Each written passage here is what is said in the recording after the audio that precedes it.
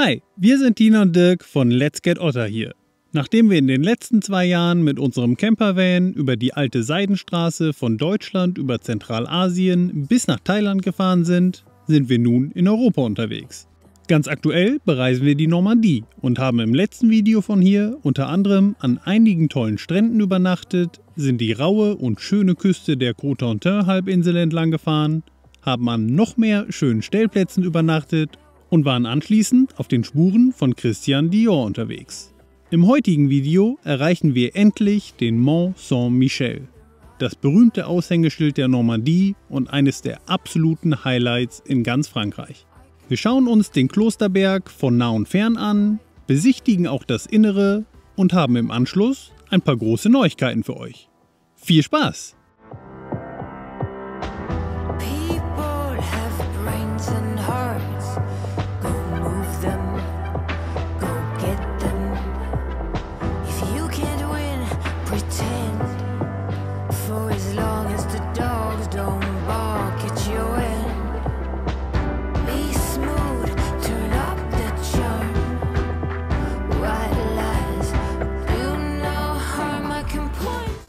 Und jetzt sind wir angekommen beim Le Mont Saint-Michel, beziehungsweise auf dem Parkplatz so knapp 5 Kilometer davon entfernt. Und ja, der Le Mont Saint-Michel ist ein riesen Highlight für uns. Das ist im Grunde der Hauptgrund, warum wir überhaupt in die Normandie gefahren sind. Wir sind schon super gespannt und ja, jetzt laufen wir los und nehmen euch mit. Yep.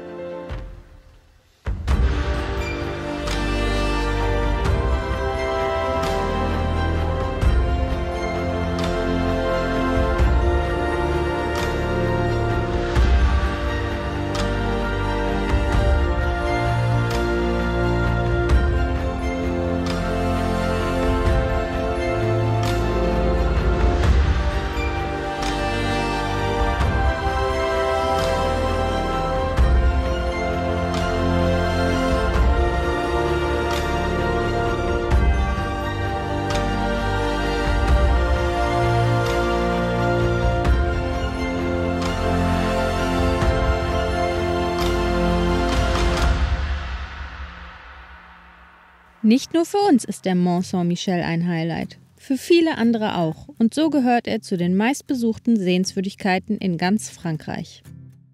Seit 1979 gehört der Klosterberg zum UNESCO-Weltkulturerbe und zieht Millionen von Touristen an.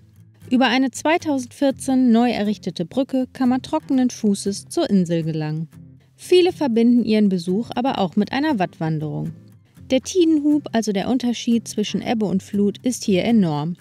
Mit 14 Metern Höhenunterschied ist die Bucht um den Saint-Mont-Michel damit Schauplatz der stärksten Gezeiten Europas. Wer nicht aufpasst, kann schnell von Wasser umschlossen sein.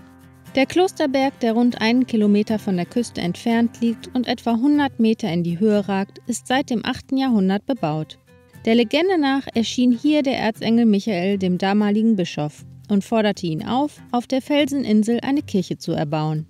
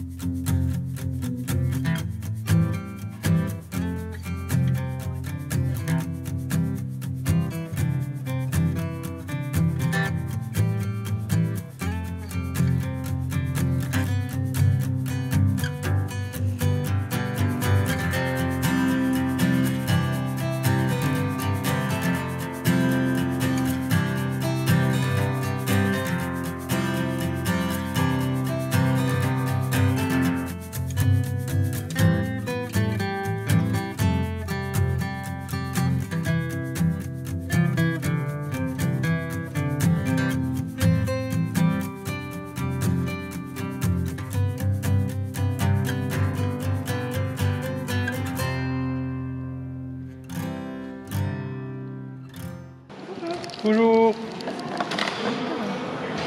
En quelle langue c'était? Je ne parle pas français. In which language do you English, please. Okay. Yes. Or do you want German? No, English is fine. So press the green button to start.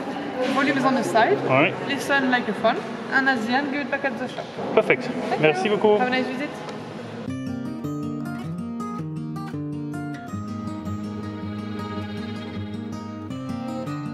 Was als religiöse Stätte begann, entwickelte sich in den folgenden Jahrhunderten zu einem opulenten Bau mit einer zentralen Klosteranlage, die bis heute hoch über der Insel thront. Pilgerreisende gingen hier ebenso ein und aus wie Herzöge und Könige. Nachdem der Klosterberg während der Französischen Revolution an Bedeutung verlor und sogar kurzzeitig zu einem Gefängnis umfunktioniert wurde, erstrahlt der Mont Saint-Michel heute wieder in vollem Glanz. Er wird laufend restauriert und auch Mönche leben wieder durchgängig in der Abtei. Der Eintritt in den unteren Teil der Anlage ist tatsächlich kostenlos. Nur wer auch die zentrale Klosteranlage besuchen will, muss ein Ticket lösen. Die 11 € pro Person sind aber gut investiertes Geld, wie wir finden.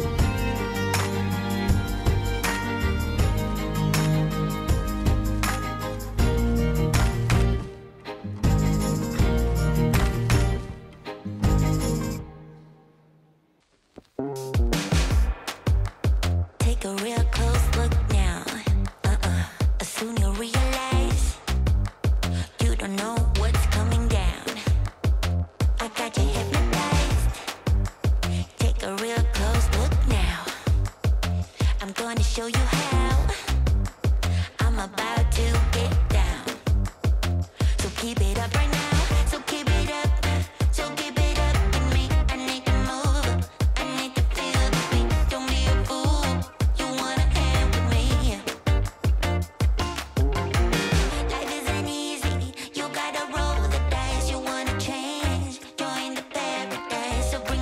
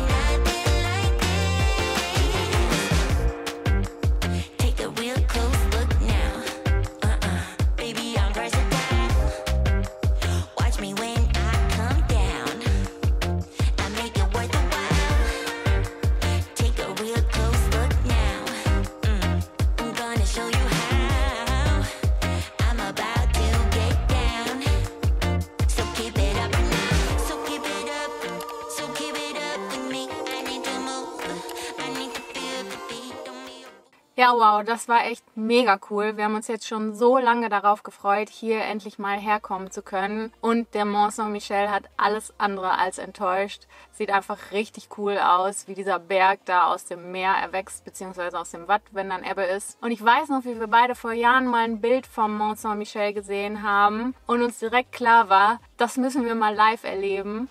Und jetzt hat es endlich geklappt. Mega cool. Wir werden jetzt gleich hier noch ein Stück um die Ecke fahren, um zu versuchen, den Sonnenuntergang vom Ufer aus einzufangen. Da gibt es nämlich einen Aussichtspunkt, zu dem wir fahren wollen. Aber vorher wollen wir noch auf eine Sache eingehen. Wir werden immer wieder gefragt, wie wir bei unseren Reisen mit den Sprachen auskommen. Muss man viel Englisch können? Kommt man mit Englisch überhaupt aus? Und da ist Frankreich natürlich ein sehr gutes Beispiel, denn Frankreich ist ja bekannt dafür, dass man mit Englisch manchmal nicht so weit kommt. Und das ist der perfekte Moment, um über den Sponsor unseres heutigen Videos zu sprechen, Rosetta Stone. Denn klar ist, wenn man überhaupt gar keine Fremdsprache spricht, kommt man im Ausland schnell an seine Grenzen. Es gibt natürlich immer Situationen, wo man auch mit Händen und Füßen weiterkommt. Beim Bäcker kann man zum Beispiel aufs Baguette zeigen und eine Eins machen. Aber dann hört es auch schon so langsam auf. Ein ganz konkretes Beispiel sind auch die Infotafeln hier am Mont Saint-Michel. Die sind meistens auf Englisch und Französisch. Wenn man keine der beiden Sprachen spricht oder versteht, wird es schwierig. Wir haben das Glück, dass wir ziemlich gutes Englisch sprechen, aber wie gesagt, beim Bäcker, im Supermarkt oder an der Tankstelle kommt man hier mit Englisch häufig tatsächlich nicht wirklich weit. Und nicht nur deswegen, sondern auch, weil es für uns ein bisschen eine Sache des Respekts ist, versuchen wir uns bei längeren Reisen immer Kenntnisse der jeweiligen Landessprache anzueignen. Das hilft im Alltag ungemein und kommt vor allem auch bei den Einheimischen super an. Die sind gefühlt gleich immer doppelt so freundlich, wenn wir versuchen, deren Sprache zu sprechen. Und das Gute ist, dank Rosetta Stone ist das überhaupt nicht schwer. Mit der App von Rosetta Stone könnt ihr Fremdsprachen lernen, ohne lange Vokabellisten auswendig zu lernen oder die Schulbank drücken zu müssen. Stattdessen lernt ihr ganz intuitiv im Kontext von Alltagssituationen durch Sehen, Hören und Sprechen. Also spielerisch und nicht durch endloses Durchdeklinieren oder triste Grammatikübungen. Insgesamt stehen 24 Sprachen zur Verfügung und dank des Links in der Videobeschreibung bekommt ihr aktuell alle Pakete zu deutlich reduzierten Preisen. Das schließt auch den Lifetime-Zugang mit ein, bei dem ihr für 179 € ein Leben lang Zugang zu allen 24 Sprachen habt. Wenn ihr euch also im nächsten Jahr dazu entscheidet, auch noch Spanisch zu lernen oder Schwedisch, Griechisch, Portugiesisch, Holländisch, dann ist das genau das Richtige für euch. Schaut's euch an, den Link findet ihr in der Videobeschreibung. Vielen Dank an Rosetta Stone für die Kooperation und jetzt geht's weiter. Ab zum Sonnenuntergang.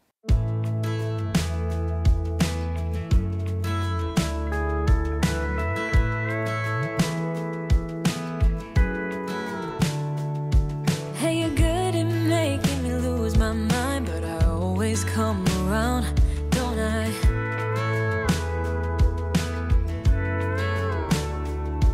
And I know sometimes I'm bringing you down, but I always make you smile, don't I?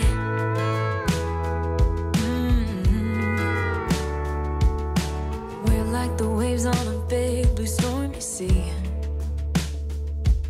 but still you're the one who brings out the best in me. We're a little messed up, baby, kinda up and down, and we keep falling till we hit the ground, but then we get back up again. Yeah, we're a little messed up, baby, it's never getting boring when we keep aiming for the stars, just you and me. We always get back up again, you and me. Baby, you and me.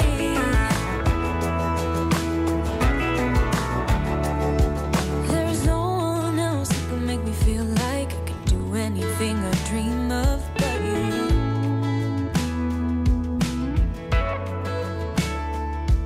We can fight all day and make love at night, 'cause we always figure it out, don't we? Yeah. Yeah, we're like the waves on a big blue stormy sea. We're a little messed up, baby, kinda up and down, and we keep falling till we hit the ground, but then we get back up again.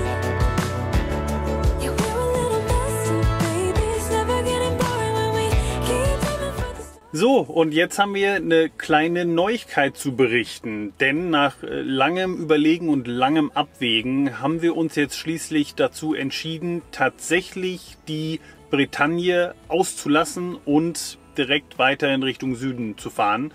Wir haben uns eigentlich super auf die Bretagne gefreut, aber ehrlicherweise haben wir einfach jetzt irgendwie mit der Zeit festgestellt, dass wir ja wahrscheinlich einfach 1-2 Monate zu spät dran sind. Wir haben Ende Oktober, Anfang November und die Temperaturen sind echt einfach so, dass es wenig Spaß macht, jetzt noch länger hier oben im Norden Frankreichs zu bleiben.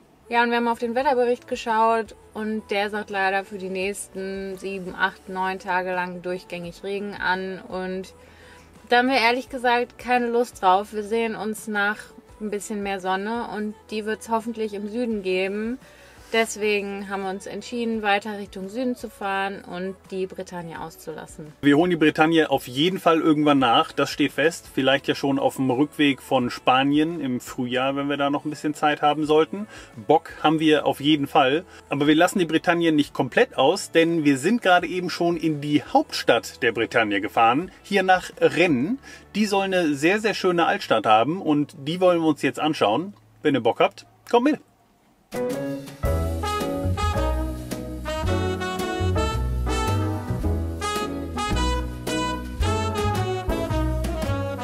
It's night in the city, and I'm on my way back home. Humming on my favorite ditty, swinging like Natalie Cole. Rennes ist, wie gesagt, die Hauptstadt der Bretagne. Rund 220.000 Menschen leben hier, was Rennes zur 11. größten Stadt Frankreichs macht. Geprägt ist die Stadt vor allem durch ihre vielen mittelalterlichen Fachwerkhäuser. Einen sehr passenden Kontrast dazu bilden die etwa 68.000 Studierenden, die der Stadt einen frischen, modernen Flair verleihen. Man könnte sagen, Rennes vereint das Beste aus beiden Welten. Imposante historische Gebäude aus unterschiedlichen Epochen, gepaart mit buntem Treiben in hippen Cafés, Designerboutiquen und Szene-Restaurants. Uns gefällt unsere kurze Tour durch die Altstadt wirklich richtig gut. It's night in the city, and I'm on my way back home. Humming on my favorite ditty, swinging like Natalie Cole. But then out of the blue, who strolls down the boulevard but you? Your place is closer than mine. Why don't we go there and have some more wine? 'Cause life is for living. Let's see where the sun might lead. Let's see where the sun might lead.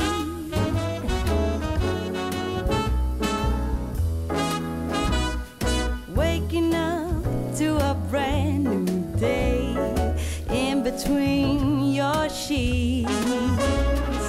Breaking up in the best of ways, and I'm back again on the street. Ooh, but then out of the blue, a wind starts blowing in ways so new. A world more exciting than mine is holding up a great big welcoming sign. Life is for living. Let's see where the sun might lead.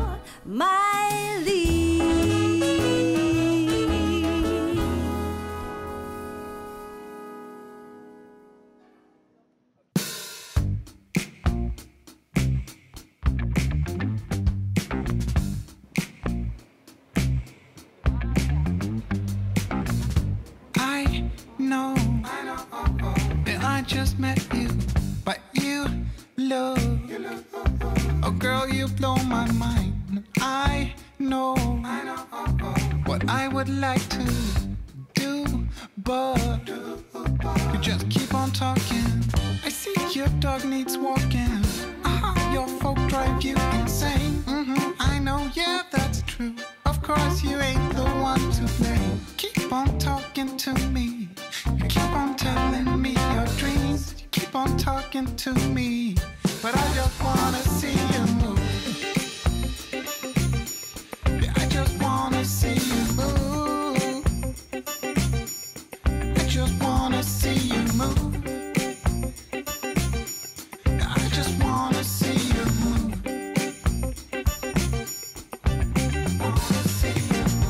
Sure, I like to listen.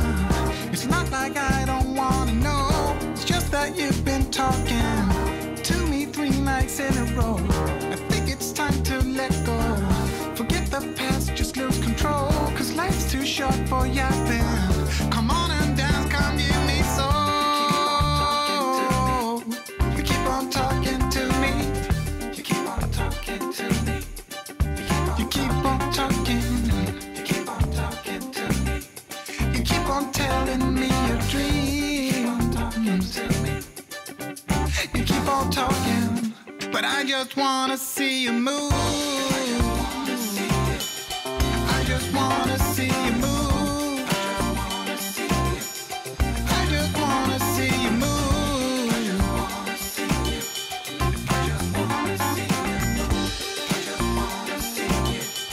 I just wanna see you move. Ja, ich glaube, hier ist mega für die Nacht.